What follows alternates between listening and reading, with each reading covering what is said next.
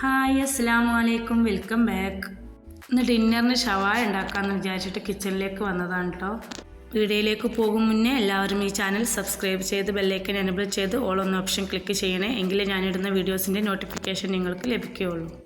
രാവിലെ എൻ്റെ പണികളൊക്കെ കഴിഞ്ഞാരെയാണ് കേട്ടോ ഞാൻ കിച്ചണിലേക്ക് വന്നിട്ടുള്ളത്. ആദ്യം തന്നെ അല്ലേ ഒരു ബൗളിലേക്ക് ഒരു 10-12 കാശ്മീരി മുളക് ഞാൻ എടുക്കുകയാണ് കേട്ടോ. എന്നിട്ടത് നന്നായി കഴുകി മുറിച്ചെടുക്കുന്നുണ്ട് കേട്ടോ. എരിവ് ഇഷ്ടമുള്ളവർക്ക് ഒരു 10-15-16 മുളക് എടുക്കാം കേട്ടോ. നമുക്ക് എരിവ് അധികം ഇഷ്ടമില്ല, അതുകൊണ്ട് ഞങ്ങൾ കുറച്ചാണ് കേട്ടോ എടുത്തിട്ടുള്ളത്. ഒരു കപ്പ് വെള്ളം ഒഴിച്ച് ആ മുളക് ഞാൻ സോക്ക് ചെയ്ത് വെക്കുകയാണ്. അതിലേക്ക് ഒരു കപ്പ് വെള്ളം ഒഴിച്ച് കൊടുക്കുകയാണ്. പിന്നെ 4 ടേബിൾ സ്പൂൺ വിനാഗിരി ഒഴിച്ച് കൊടുക്കുന്നുണ്ട് കേട്ടോ. അതൊന്ന് കുതിർന്ന് വരാൻ വേണ്ടിയിട്ട് സോക്ക് ചെയ്ത് വെക്കുകയാണ് ഒരു 15 മിനിറ്റ് കേട്ടോ. പുറത്ത് നല്ല മഴയുണ്ട്, മഴ വരാൻ നിൽക്കുകയാണ്. നല്ല മഴ വരുന്നുണ്ട്, മഴ പെയ്തിട്ടുണ്ടായിരുന്നു, ചോർന്നതാണ്. ഇങ്ങനെയുള്ള സമയത്തില്ലേ പുറത്തിറങ്ങി നിൽക്കാൻ നല്ല രസമല്ലേ. അത് കാണാൻ തന്നെ മഴ വരുന്നതും ഒക്കെ ഒരു തണുത്ത കാറ്റിങ്ങനെ വരുമ്പോൾ നല്ല സുഖമല്ലേ നമുക്ക്. എനിക്കിഷ്ടം കേട്ടോ, നിങ്ങൾക്കൊക്കെ ഇഷ്ടമുണ്ടോ എന്നറിയില്ല.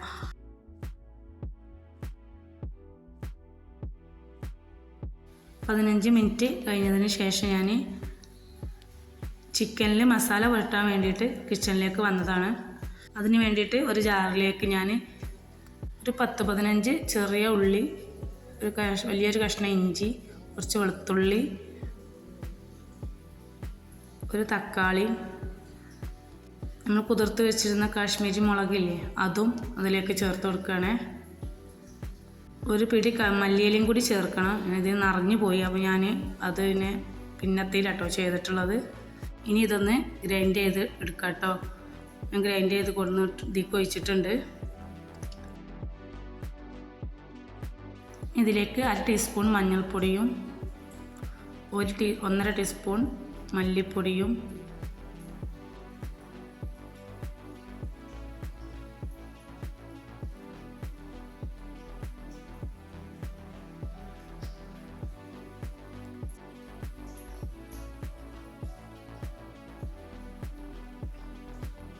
ഒരു ടീസ്പൂൺ ഗരം മസാലയും. ഞാൻ പറഞ്ഞില്ല ഇതിലേക്ക് മല്ലിയില ഇട്ടിട്ടില്ലേനില്ല, അപ്പോൾ അതൊന്ന് അരച്ചെടുക്കാൻ വേണ്ടിയിട്ട് ഞാൻ മിക്സിയുടെ ജാറിലേക്ക് ഇടുകയാണ്. അങ്ങനെ അത് അരച്ചെടുക്കണം കേട്ടോ. പക്ഷേ അത് അരച്ചപ്പോൾ അത് അരയുന്നില്ലായിരുന്നു, അപ്പോൾ ഞാൻ കുറച്ചും കൂടി ആ ഫില്ലിങ് അയക്കാൻ ഒഴിച്ചിട്ട് അതും കൂട്ടി അരച്ചെടുക്കുകയാണ് ചെയ്യണം കേട്ടോ.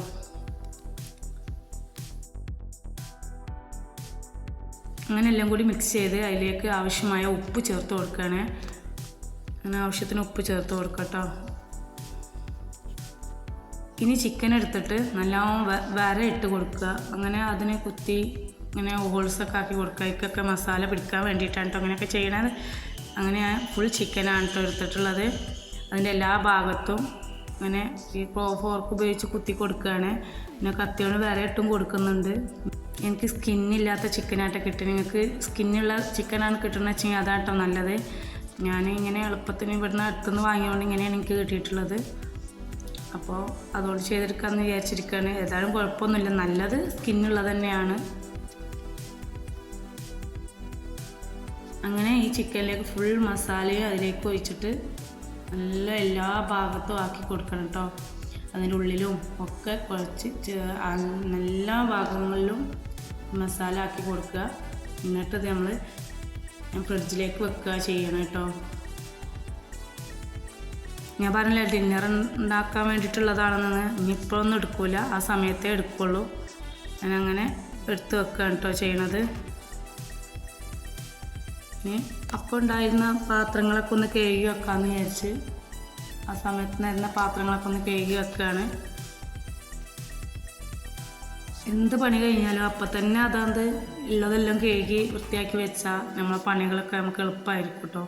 പിന്നെ അതിങ്ങനെ കൂടി വരിക ചെയ്യുക. അതുകൊണ്ട് എപ്പോഴും അന്ന് എടുത്ത സാധനങ്ങൾ അപ്പം തന്നെ കഴുകി വെക്കുകയാണെങ്കിൽ എളുപ്പം പണി കഴിയും കേട്ടോ.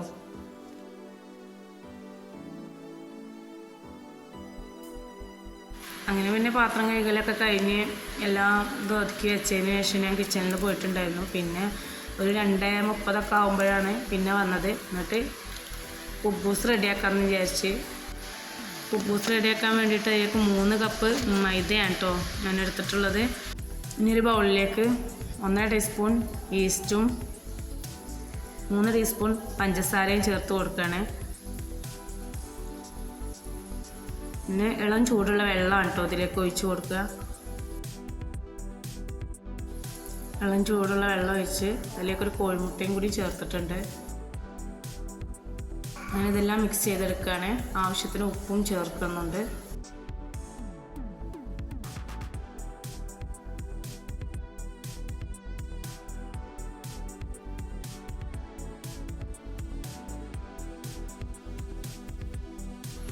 എല്ലാം കൂടി മിക്സ് ചെയ്തെടുക്കുക. നന്നായി മിക്സ് ചെയ്തതിന് ശേഷം ഇത് മൈദയിലേക്ക് ചേർത്ത് കുഴച്ചെടുക്കുക.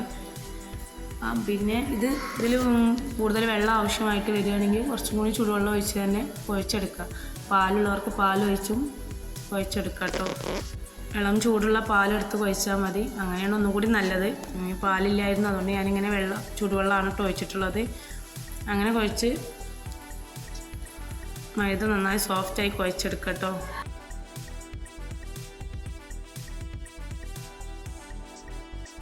പിന്നെ ഇതെടുത്തിട്ട് കൗണ്ടർ ടോപ്പിലൊക്കെ ഇട്ടിട്ട് നന്നായി കുഴച്ചെടുത്തിട്ടുണ്ട്. എന്നിട്ട് അതിന് മുകളിൽ കുറച്ച് ഓയിൽ തേച്ച് കൊടുക്കുകയാണ്. ആ പാത്രത്തിലും തേച്ച് കൊടുക്കുകയാണ്. എന്നിട്ട് അതിൽ വെച്ച് മൂടി വെക്കുകയാണ് ചെയ്യണത്.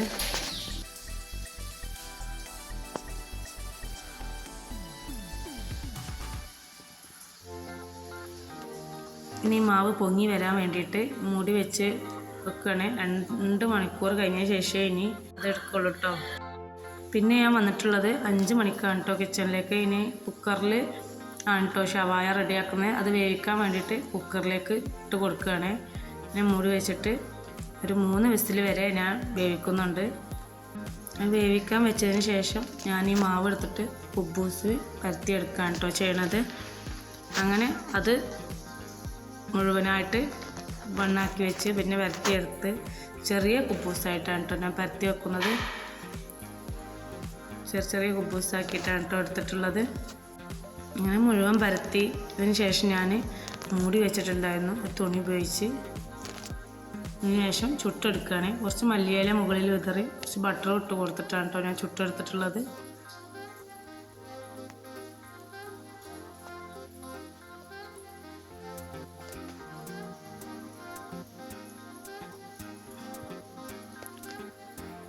അങ്ങനെ മുഴുവൻ പത്തിരിയും ഞാൻ ചുട്ടെടുക്കുന്നുണ്ട്. അതിന് ഇടയിൽ വിസിൽ ഓഫാക്കിയൊക്കെ ചെയ്തിട്ടുണ്ട് കേട്ടോ. അത്